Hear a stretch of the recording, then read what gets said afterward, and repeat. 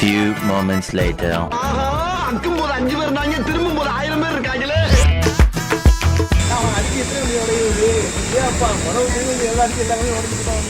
எப்படி வந்து சிக்கி இருக்க பாத்தையா அப்படின்ற மாதிரி இங்க 2 பேர் எந்த பெண் கிட்ட வழிப்பறி சம்பவத்துல ஈடுபட்டுட்டு தப்பிச்சு ஓடினாங்களோ அந்த பெண்ணுடைய வீட்டிலேயே போய் மறைஞ்சிருந்து போலீசார் கிட்ட கையும் களவுமா சிக்கி இருக்காங்க.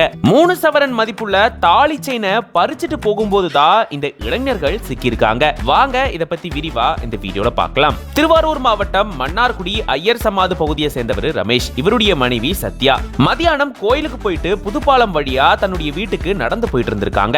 அப்பதான் அவங்கள நோட்டமிட்டபடியே பின்னாடி 2 வாலிபர்கள் இருசக்கர வாகனத்துல வந்து சத்யாவை பின்தொடர்ந்து வந்து அவங்களுடைய கழுத்துல இருந்த 3 சவரன் மதிப்புள்ள தாலி செயினை பறிச்சுட்டு அங்கிருந்து தப்பிச்சு போயிருந்திருக்காங்களாம். இவங்க உடனடியா கத்தி கூச்சலிடவே அக்கம் பக்கத்துல இருந்தவங்க அந்த இளைஞர்களை விரட்ட ஆரம்பிச்சிருக்காங்க. அதனால தங்களுடைய பைக்கை அப்படியே போட்டுட்டு இவங்க தப்பிச்சு ஓடி இருந்திருக்காங்களாம். அப்பதான் அங்கிருந்த வீட்டுக்கு பின்னாடி போயிட்டு ஒரு நபர் மறைஞ்சிருந்திருக்காராம். இப்படி அந்த வீட்டுக்கு பின்னாடி ஒளிஞ்சிருந்த நபரை பொதுமக்கள் கையும் களவுமா பிடிச்சு போலீசார் கிட்ட ஒப்படைச்சிருந்திருக்காங்க. போலீசார் மேற்கொண்ட விசாரணையில அந்த நபரோட பேர் விவேகானந்தர் அப்படின்றது தெரிய வந்திருக்கு. அது மட்டும் இல்லாம அவர் எந்த வீட்டுல ஒளிஞ்சிருந்தாரோ அது சத்யாவோட வீடு அப்படின்றதும் சொல்லப்படுது. இன்னொரு நபரான சக்திவேல் அப்படின்றவரை போலீசார் தேடிட்டு வராங்க. பட்ட பகல்ல ஒரு முக்கியமான சாலையில தனியா நடந்து போயிட்டு இருந்த பெண்ணுடைய கழுத்துல இருந்த தாலி செயினை 2 வாலிபர்கள் பறிச்சுட்டு தப்பிச்சு ஓட முயற்சி செஞ்ச சம்பவம் பெரும் பரபரப்பை ஏற்படுத்தி இருக்கு. இதுல ஹைலைட் யாரோட செயினை இவங்க பறிச்சுட்டு போனாங்களோ அவங்களுடைய வீட்டிலேயே தப்பிச்சு போறதுக்காக மறைஞ்சிருந்ததுதான். இது பத்தின உங்களோட கருத்துக்களை கமெண்ட்ஸ்ல சொல்லுங்க.